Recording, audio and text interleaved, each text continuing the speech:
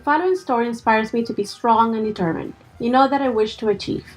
This story is about the women who joined the workforce during World War II and the representation of the iconic Rosie the Riveter.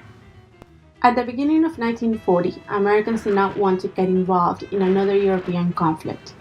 The attack on Pearl Harbor in December 7, 1941, also known as the Battle of Pearl Harbor, was a surprise strike by Japan against the United States in Hawaii. This strike changed everything. America declared war on Japan, and a few days later, Germany, Japan's ally, declared war on America. I ask that the Congress declare that since the unprovoked and dastardly attack by Japan on Sunday, December 7th, 1941, a state of war has existed between the United States and the Japanese Empire. At this point, Europe was basically under Nazi control, and part of mainland China and Indochina were under control by the Japanese. The Soviets were still at a neutral agreement with Germany, France had already fallen, and Britain was hanging by a thread. America is fully engaged in the war immediately. American men start enlisting for the war by hundreds of thousands as we are finally getting out of the Great Depression. This triggers the opening of factories to manufacture planes, artillery shells, tanks, and everything for the war effort. After the full involvement of the United States in World War II, the male workforce was weakened and the demand of factory output and munitions increased. Americans needed more people to join the workforce to aid the war effort. And who else could help the US in producing all the things needed to carry on throughout the war? American women.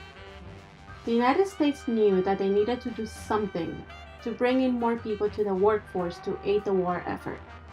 Advertising agencies such as J. Walter Thompson and along with the government worked together to create very extensive campaigns to motivate American women to join the workforce. The creation of magazines and posters contributed a tremendous key role in the effort to encourage women to join the workforce that will aid the war. Women started to step up and became part of the workforce and the backbone of the industry of the war effort. Some women even took new jobs that entirely replaced the male workers that were in the military. As a result, the origins of Rosie the Riveter became a cultural icon for the United States. This cultural icon is symbolic and represents the millions of women who not only were housewives, but held jobs that directly supported the war. Many women already held low-paying jobs or were finally returning to the workforce after losing their jobs because of the Depression. Even though they held many male-dominated jobs, they planned to return to their regular daily housework once men came back from the war. They had many different positions, however, the aviation industry witnessed a higher increase in female workers. Compared to the time before the war years, women made up 65% of the U.S. aircraft industry. The boom in women joining the workforce increased because of the ample and successful campaigns that were developed by agencies and its artists. The first visual image that incorporated the name Rosie was created for one of the nation's most popular magazines, the Saturday Evening Post, by Norman Rockwell in May 29, 1943.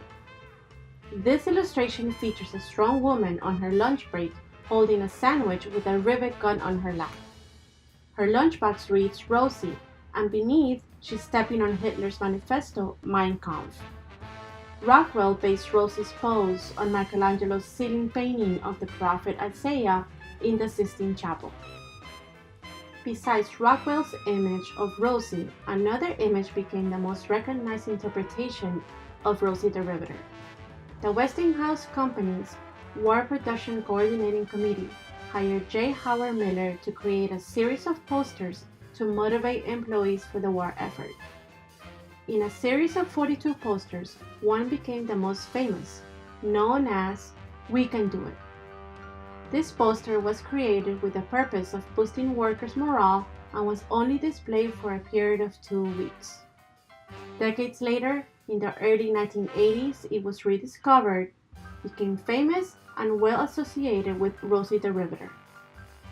Miller's and Rockwell's images are iconic symbols of women's rights and are often adapted to other causes and political campaigns. This story truly inspires women, including myself, across the United States.